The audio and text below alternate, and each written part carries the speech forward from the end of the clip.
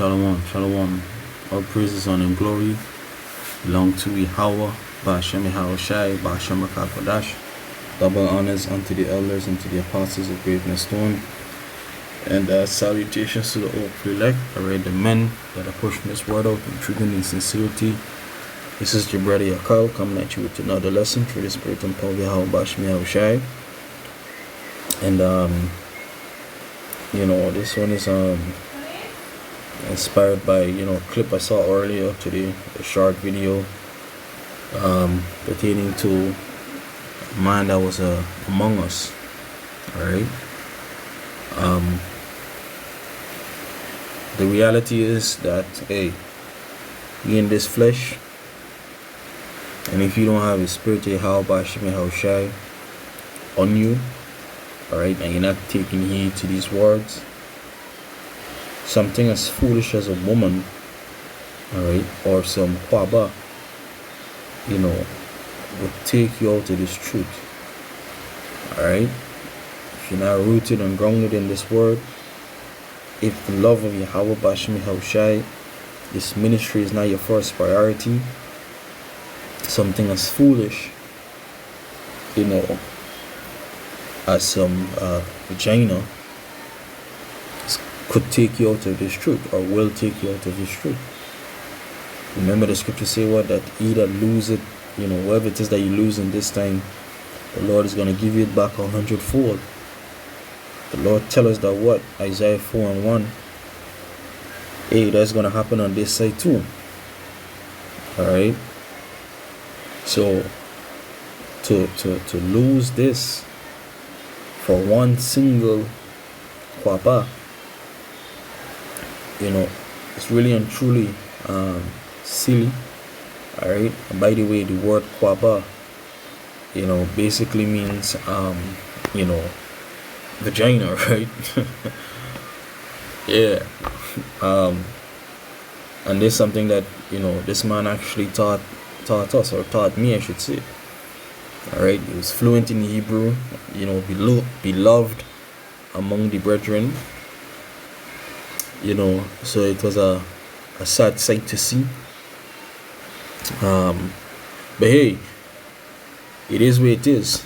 It is where it is.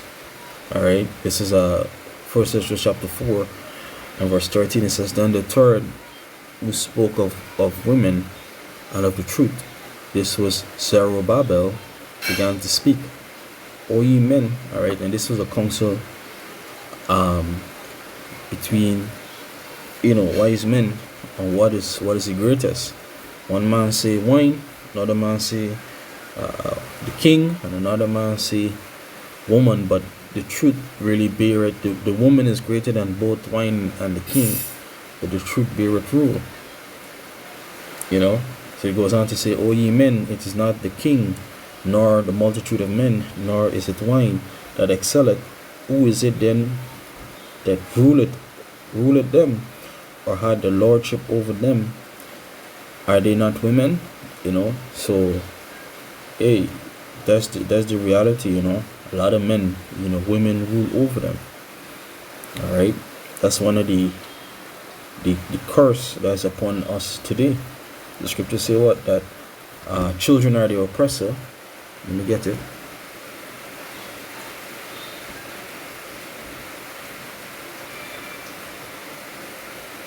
I spell oppress. Alright.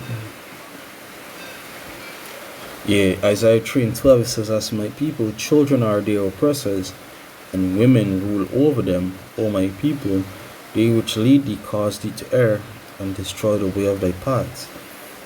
So in this time, women, are in that driver's seat. Alright, and it's saying where the ship will go. Alright, even the scriptures say what?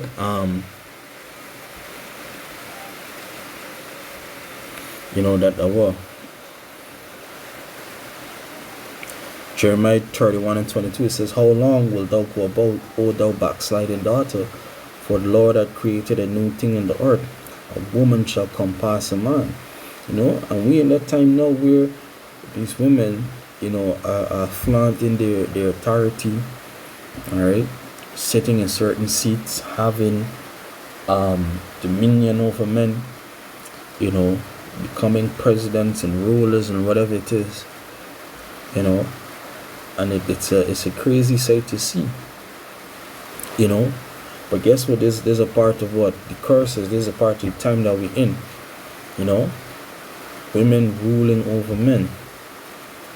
It says, "Are they not women?" Verse 15. "Women have borne the king and all the people that bear rule by the sea and land. Even of them came they, and they nourished them up that planted the vineyards from whence the wine cometh. These also make garments for men, these bring glory unto them, and without women cannot men be." It says, "Yea," and these Rastafarians and certain Egyptology women worshipper, this is kind of their they would read this and be like, yeah, that's it. But there's a point, that Zerubbabel is making, all right, that, hey, above the wine and above men and the king and whatever, a man without this knowledge, a woman has the dominion, and a lot of, if you're in this flesh, you're gonna read these things and say, yeah, women do a lot and shit,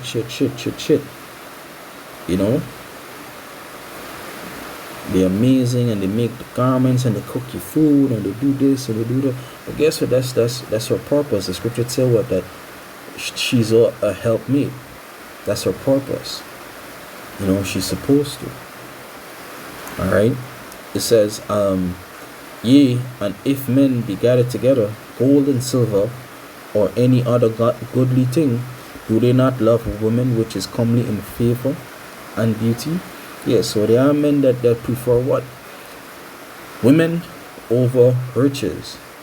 Alright? Man would give all he had for a woman.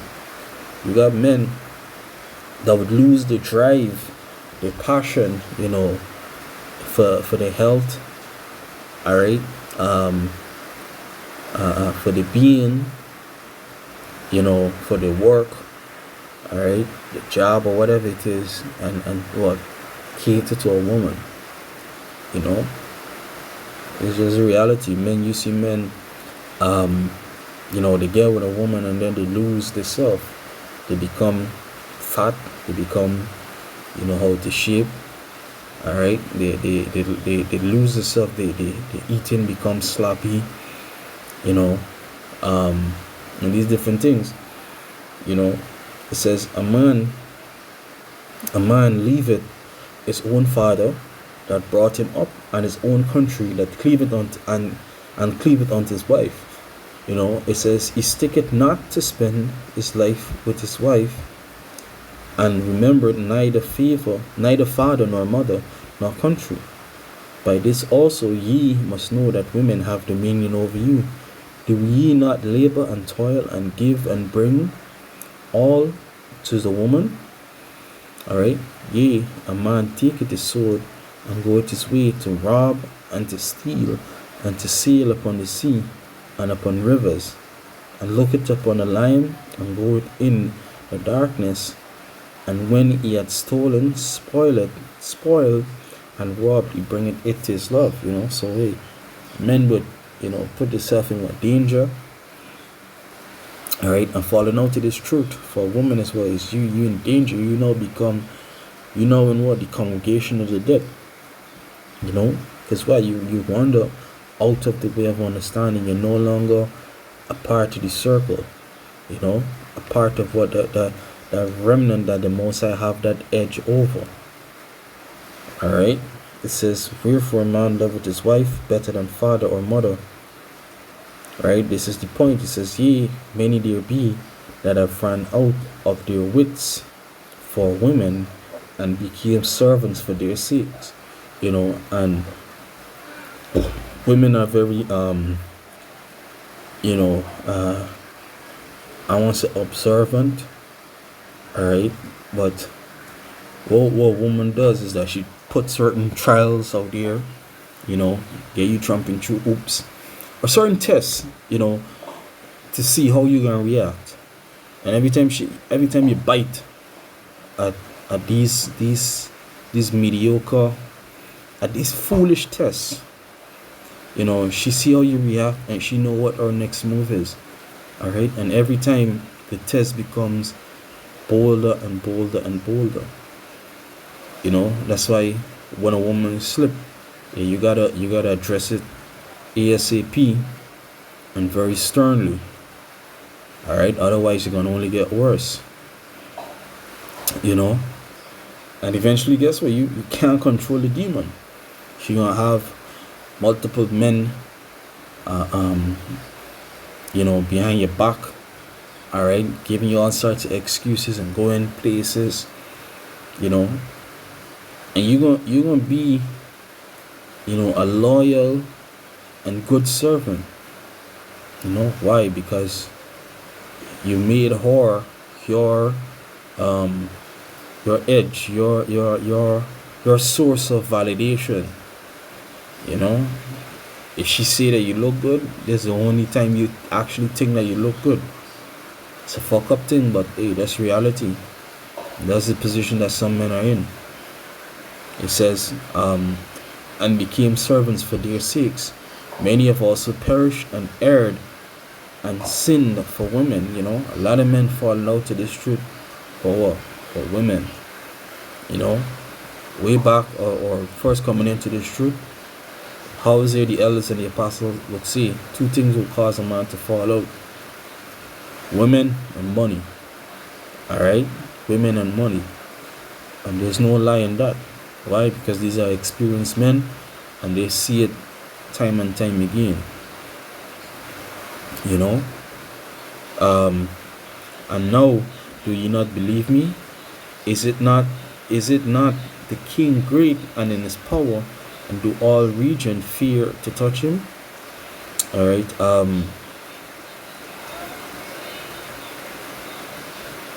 yeah, let me jump down to verse 32.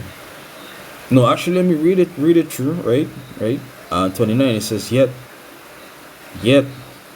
did I see him and Apam, the king's concubine, the daughter of the admirable Articus, sitting at his right hand of the king, and taking his crown from the king's head, and setting it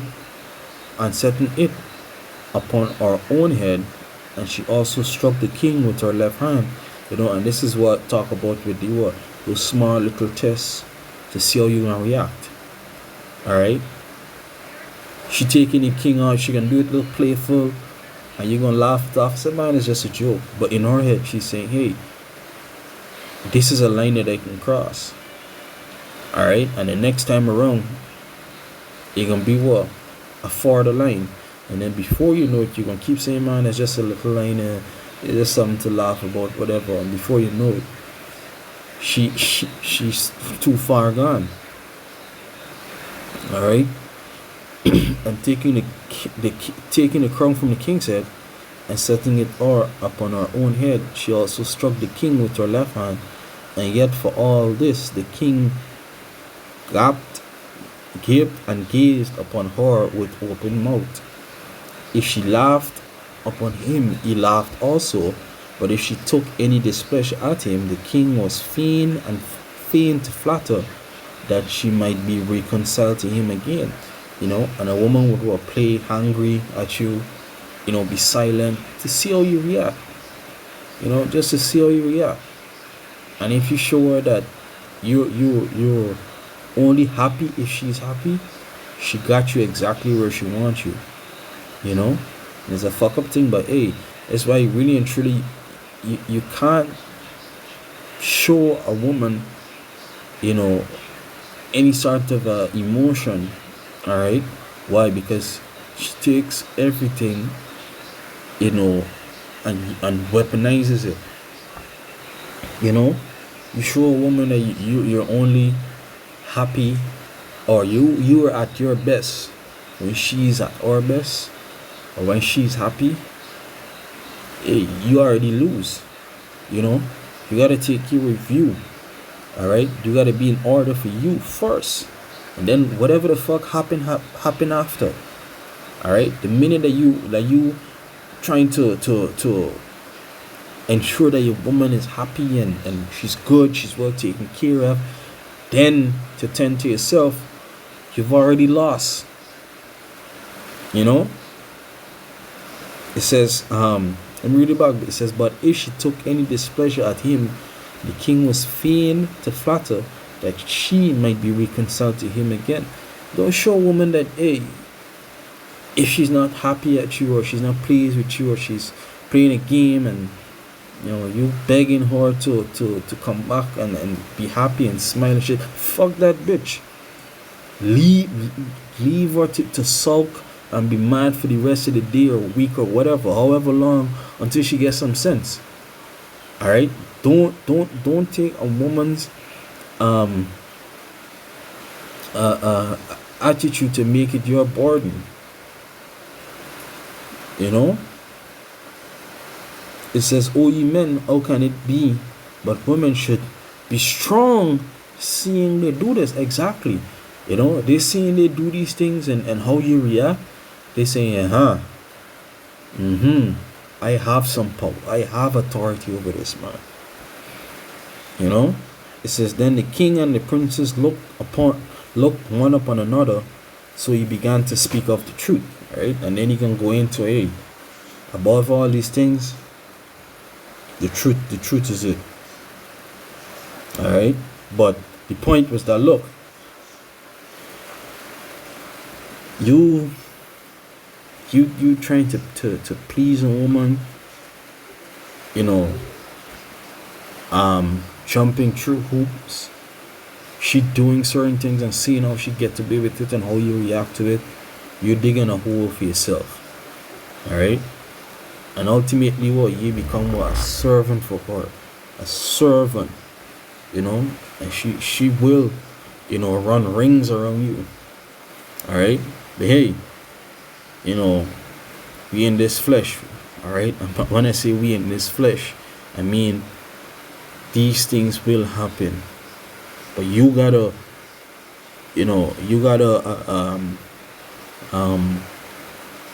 keep locked into this word, that you don't become a servant to a woman.